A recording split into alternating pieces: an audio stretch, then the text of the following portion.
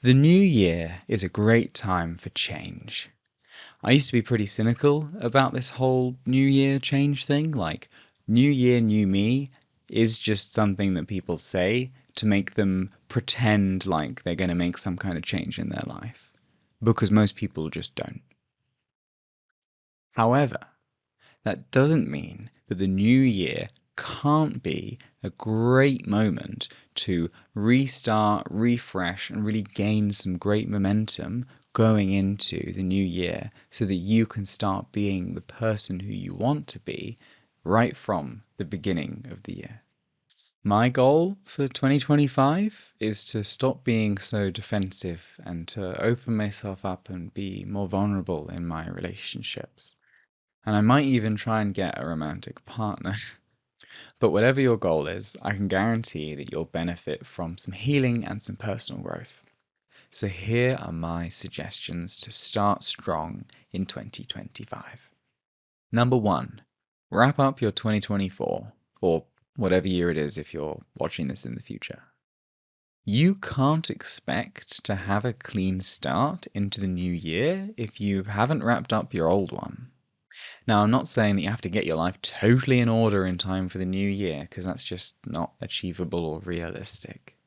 But there are a couple of things that you know that you need to do before you can start the new year and before this current year ends. Yet those things, go and do those.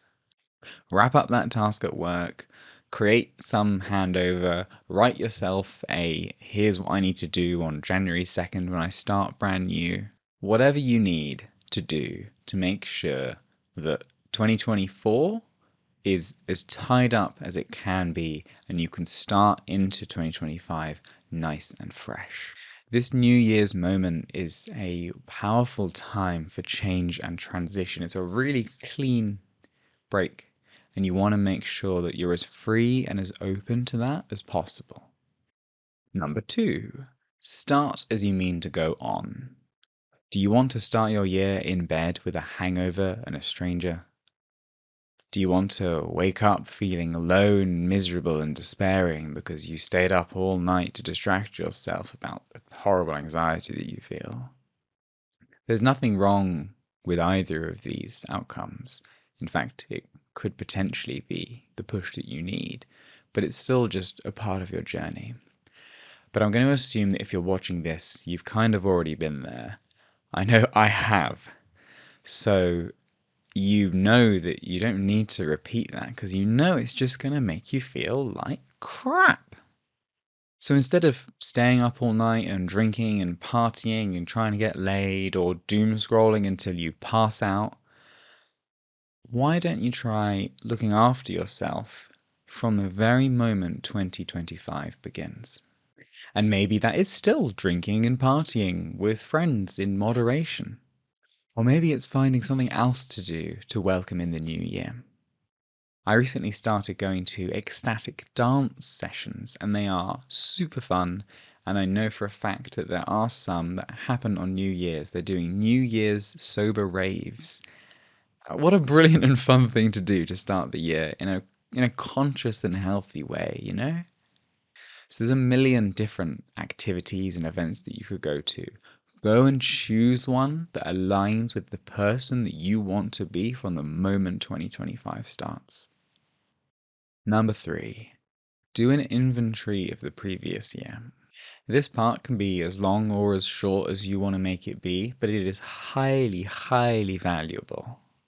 You don't expect to get good at something in your life if you don't practice and then reflect and refine. And the same thing is the case with your whole life too, especially your healing work. So reflect what comes up on you in your past year. Like, what went well? What didn't go so well? What did you learn? What did you achieve? How have you changed since this time last year? I am very different from the person I was a year ago.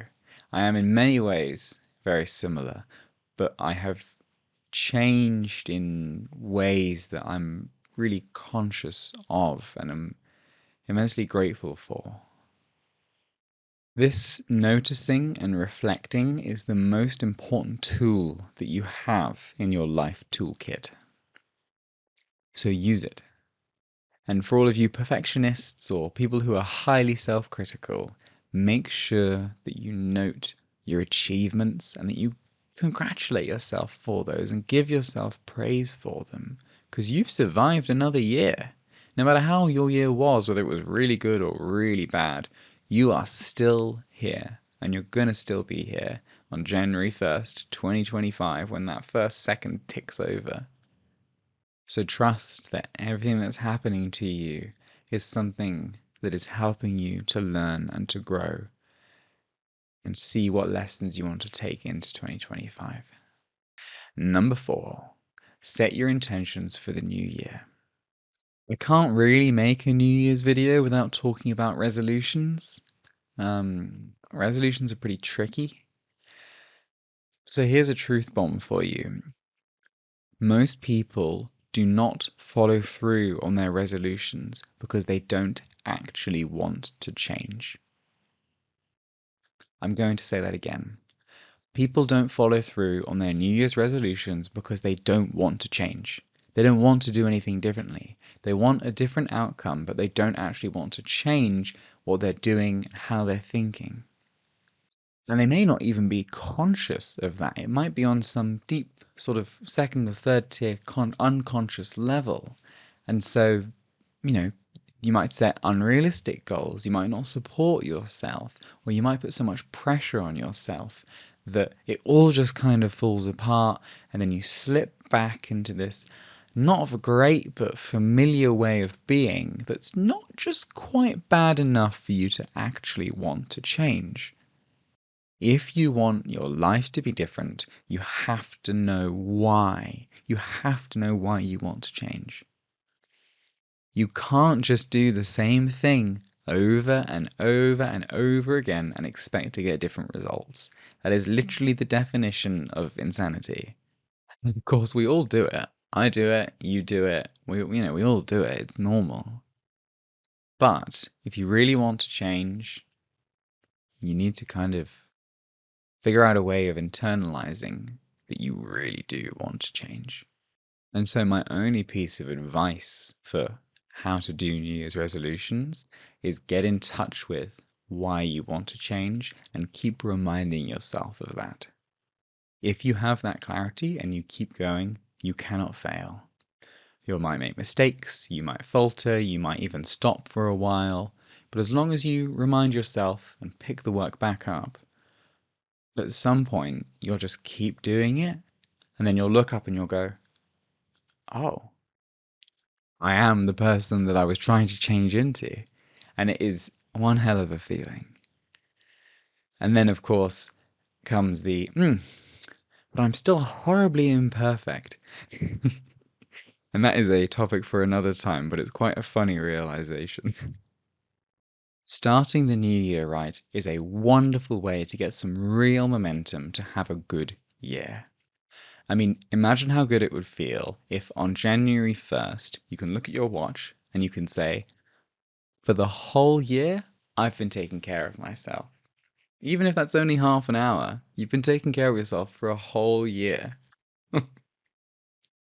You are so worthy of that love and happiness. Go and give it to yourself. If you made it this far, thank you so much for watching. Please hit like and subscribe because it really helps the channel out. I wish you all the best on your healing journey, and I'll see you again soon.